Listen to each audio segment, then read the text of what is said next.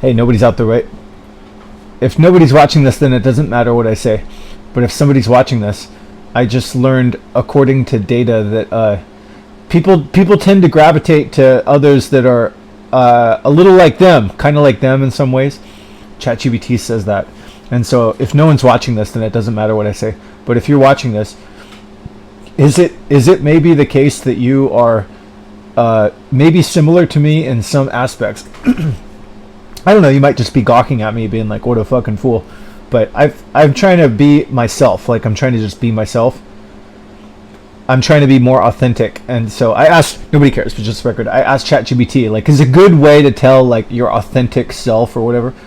Kind of like who your heroes were. Who did you like listening to in terms of, like, musicians? What kind of movie heroes did you think, like, I like that character? Or what kind of, like, rock star were you like, I like that guy? That guy's like my my hero, or like my representative, or I don't know how to explain it. But when I was a kid, I really loved Trent Reznor. Trent Reznor was like one of the first musicians where I was like, I like that guy. I identify with that guy. He was my favorite. He's my favorite pop star and musician when I was a kid. Even to this day, his whole style is really rings true to me. Doesn't ring true to a lot of other people. He's not everybody's like cup of tea. What else? And then if I think about heroes, like I was noticing that Joe Rogan really liked this hero in the movie Dusk from Dawn, and I could tell that he kind of emulated a lot of little things from him. And I really liked The Crow. If I thought about, like, who did I look at and I was like, I like that hero, and I sort of like I wish I was more like that guy.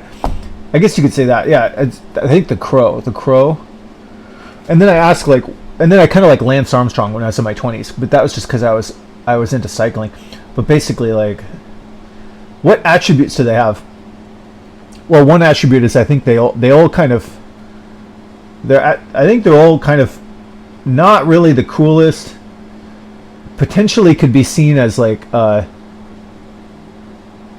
victims, or just they seem like they have like a bone to pick because they feel victimized or something. I don't know. I don't know if totally victimized, but that might be. But basically, brooding and intense, artistic expression as the core. Outsider,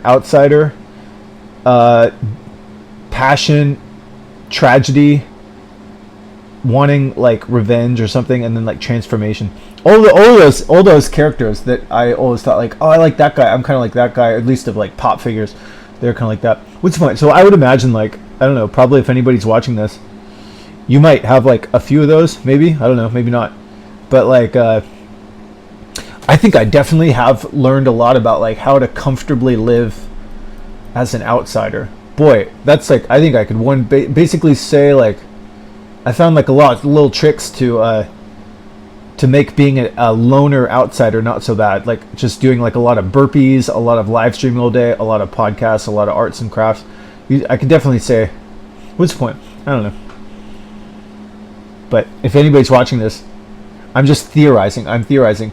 Do you have any of those similar attributes? Maybe not, but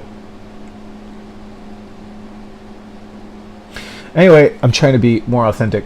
I don't like socializing, so I gotta stop making I want to try to stop making these videos. It's just I can't stand the loneliness. But every time I watch one of these videos, I'm like, well, that doesn't seem authentic. I wish I was like a speaker.